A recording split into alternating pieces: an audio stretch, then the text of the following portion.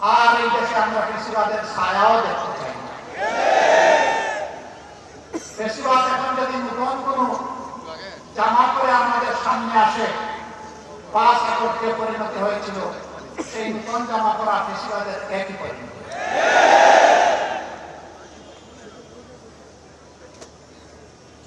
বহু ত্যাগ এবং কোরবানির পর এই যে এখানে আপনারা যারা বসে আছেন, আমি বিশ্বাস করি তার কমপক্ষে 40 লাখ মানুষ বিগত 3 নির্বাচনে আপনারা ভোট দিতে পারেন নাই, শুধু তা না, জীবনেও একবার ভোট দিতে পারেন না।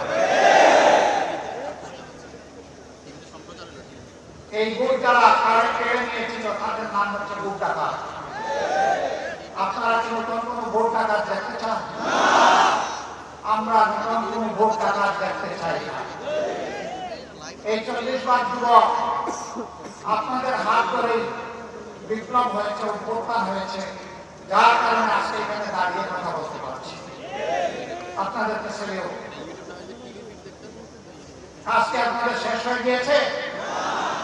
আপনারা আগে দুঃশাসন আর দুর্নীতির বিরুদ্ধে, যে বৈষম্যের বিরুদ্ধে রাস্তায় নেমে স্লোগান দিয়েছিলেন, উই ওয়ান্ট জাস্টিস, সেই ন্যায় বিচার কায়েম না হওয়া পর্যন্ত আপনারা কি ঘরে ফিরে যাবেন?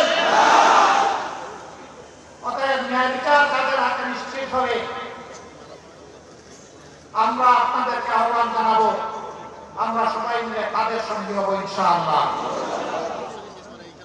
যারা নিজেদের দলের লোকদেরকে চাঁদাবাজি, দখল বাণিজ্য, মামলাবাজি, দুর্নীতি, সন্ত্রাস, পাথর মেরে লুট হত্যা, গাড়ি চাকা দিয়ে লুট হত্যা, এগুলো থেকে নিজের কর্মীকে তারা বিরত রাখতে পারবে, আশা করি আগামী বাংলাদেশ তারা জনগণকে উপহার দিতে পারবে।